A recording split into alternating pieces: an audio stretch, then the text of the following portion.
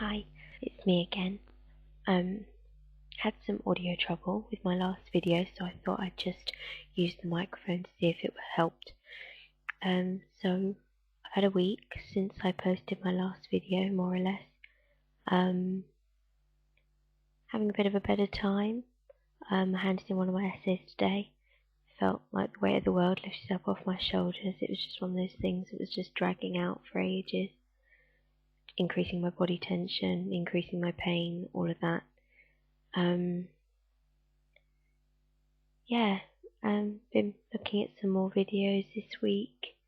It's been really reassuring to see loads of people kind of in my situation, but again, not really young people.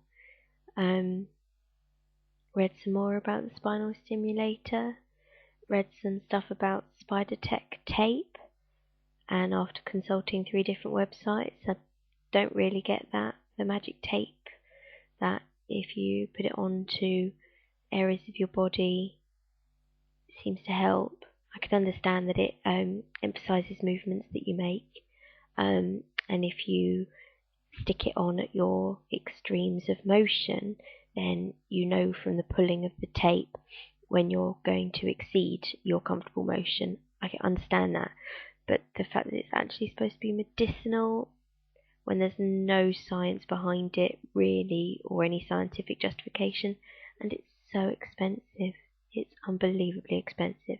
Needless to say, I've just nipped onto eBay and bought £5 worth of 26 meters of normal zinc oxide tape that I'm sure will do the trick if I wanted to do that for a bit.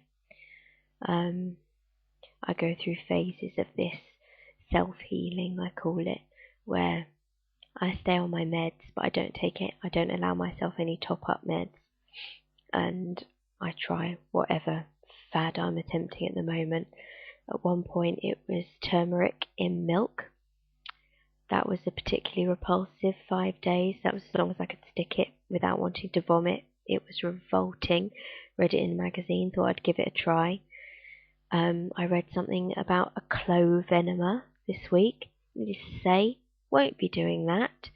Sounds revolting, and having worked with cloves in the lab, I'm not convinced that there is anything medicinal about cloves in terms of neuropathic pain. Sounded like a load of bollocks to me. That could just be the pharmacist in me, or maybe it's just me, the general cynic. I go in patches with my TENS machine, but since my pain's become more neuropathic, it's actually uncomfortable to use the TENS machine. In terms of my skin level. Obviously I'm aware that the spinal stimulator is similar, but I'm sure that internally would be completely different, because the TENS machine, or at least my placement of the TENS machine, seems to result in increased shooting pains down my legs. So I've kind of gone off that recently. So that's another one of my phases. I've gone back to bracing. Certain physio exercises that I've picked up over the years from various physios and therapists I've seen. I've tried hula hooping again, which is something that I used to do for fun. I got a hula hoop before my last big flare-up. To see if that helped, because I thought that was kind of a bit of massage and a bit of flexibility and a bit of actual kind of motion physio type, and that didn't do anything damaging and didn't seem to help either, so might just carry on with that for fun. That's really all I've got to say today. I don't want this to be something else that I just do in a phase to try and help me feel better. I want to try and stick with the blogging to see if it helps with the whole mental side of chronic pain. For goodness sake, chronic pain. And I've kind of rewatched Jackie's videos and they've been really helpful.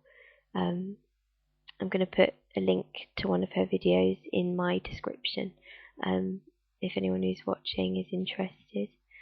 They're quite old, but I'm hoping that she's going to get in contact soon. And especially Life as Alina. I've been watching your videos again, and I just want to say thank you. You're such a lifeline to me. You know, you seem to feel exactly the same way I feel about so many things, and you're beautiful. And don't put too much pressure on yourself to lose your post-surgery weight, because everyone puts on a bit of weight. How can you not if you're on bed rest for at least 6 weeks before you can even start physio? So please don't worry about that. I'll talk to you soon.